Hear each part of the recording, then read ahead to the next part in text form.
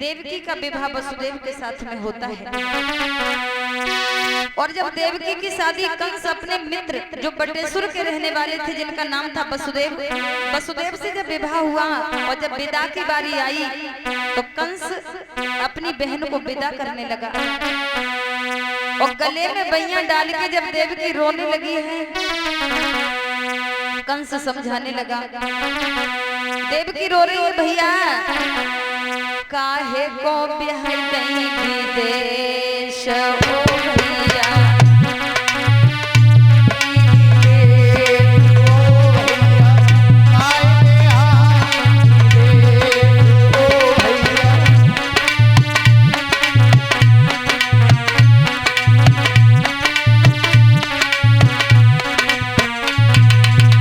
रोने लगी। कहते हैं ना विदाई जब बेटी की होती है ना, कोई कितना भी मजबूत कलेजा हो वो भी आंसू बहा देता है। और कुछ लोग ऐसे होते हैं माँ मर गई नहीं रोए, पिता के मरने पर भी नहीं रोए, संबंधी चले गए नहीं रोए। वही लोग जब अपनी बेटी या अपनी बहन को विदा करते हैं बहुत रोते हैं। और कुछ बेटियां तो इतनी अच्छी होती हैं, ऐसी होती हैं जिनके लिए केवल माँ बाप नहीं, भाई बहन नहीं, रिश्तेदार नहीं, जिनके लिए पूरा गांव रोता है, जिनके लिए हर कोई रो देता है। ऐसी बेटियां काहे को ब्याह दई विदेश ओ भैया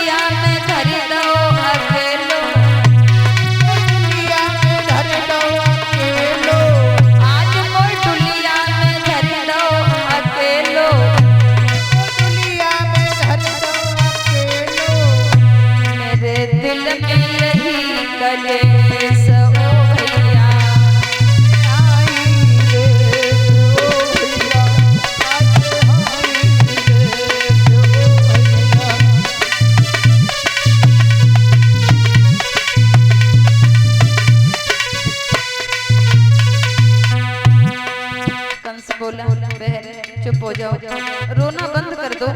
एक न एक दिन बेटी को ससुराल जाना ही पड़ता है, ये तो रीति है संसार की जिसे निभाना पड़ेगा। सास ससुर की सेवा करियो,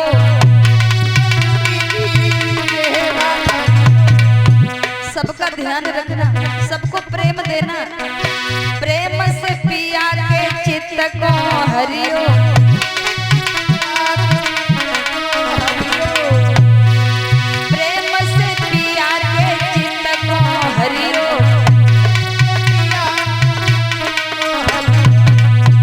ममता को यही उपदेश ओ भैया काहे को ब्याह दई विदेश ओ भैया काहे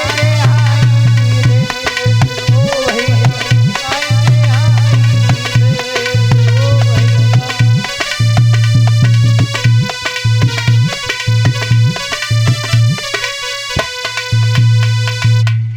आज देवकी को विदा जब कर रहा है कंस, गोदी में लेकर के रथ में बिठाया और जैसे ही रथ खुद हाँकने लगा उसी समय आकाशवाणी हुई, अरे भोजराज कंस तू अपनी बहन देवकी को विदा करते समय इतना खुश हो रहा है ना, तू नहीं जानता है तेरी इसी बहन देवकी का 8वां गर्भ तेरा काल होगा, तेरा काल होगा, तेरा काल होगा। और जैसे ही इतनी आवाज कान में आई कंस का वो बहन के प्रति प्रेम न जाने कहां चला गया। एकदम से देवकी के बाल पकड़े और घसीट दिया है, जमीन पर गिर पड़ी देवकी। भैया भैया ये क्या कर रहे हो भैया, क्यों क्यों कर रहे हो ये सब? कंस कहने लगा तूने सुना नहीं अभी आवाज आई? हाँ हम तुझे ही नहीं छोड़ेंगे जो तुझे कोई बच्चा पैदा हो जाए। देवकी कहने लगी ठीक है भैया तुम मुझे दो। हर बहन अपने भैया के लिए मरने को तैयार हो जाएगी, मैं भी मर जाना चाहती हूँ, बस तुम खुश रहो भैया। लेकिन वसुदेव रोक लेते हैं। वसुदेव कहने लगे नहीं, देवकी को छोड़ दो, मत मारो, इसके गर्भ से जो भी बालक पैदा होगा वो बच्चा हम तुम्हें दे देंगे। मेरी पत्नी को न मारो। तो कंस ने प्राण तो नहीं लिए, देवकी वसुदेव को जेल में बंद कर दिया।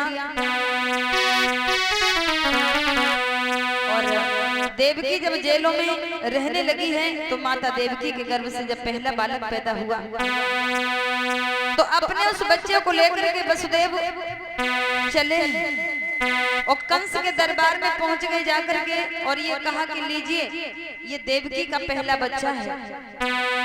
और जैसे ही देवकी के उस बच्चे को देखा तो कंस के हृदय में दया उत्पन्न हो गई और सोचने लगा है मेरा काल तो 8वां है, मैं पहले बच्चे को नहीं मारूंगा। सुखदेव मुनि समझा रहे हैं कि हे राजन परीक्षित, उस बच्चे को वापस कर दिया।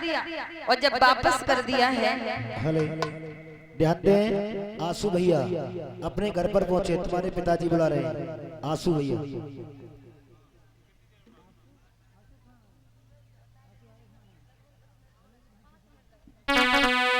तो वसुदेव जी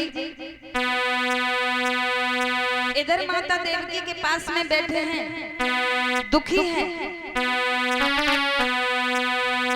और इधर कंस ने जब दया दिखाई, बच्चे को वापस कर दिया तो बड़े प्रसन्न हो गए।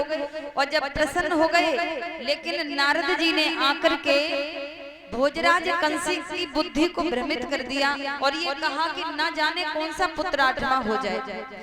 तुमने जो वापस कर दिया ये भी 8वां हो सकता है, अगर उल्टी गिनती पड़ी तो। और बुद्धि को जब बदल दिया तो कंस उस बच्चे को मार देता है और बारी बारी से लगातार माता देवकी के 6 बेटे मार दिए। और जब 6 बेटा मार दिए, 7वां गर्भ जब रहा तो भगवान अपनी योग माया से कहते हैं कि जाओ और माता देवकी का जो 7वां गर्भ है वो वसुदेव की जो दूसरी पत्नी है रोहिणी जी, उनके गर्भ में स्थापित करो। माया ने ऐसा ही किया और देवकी का जो 7वां गर्भ है रोहिणी के गर्भ में स्थापित किया।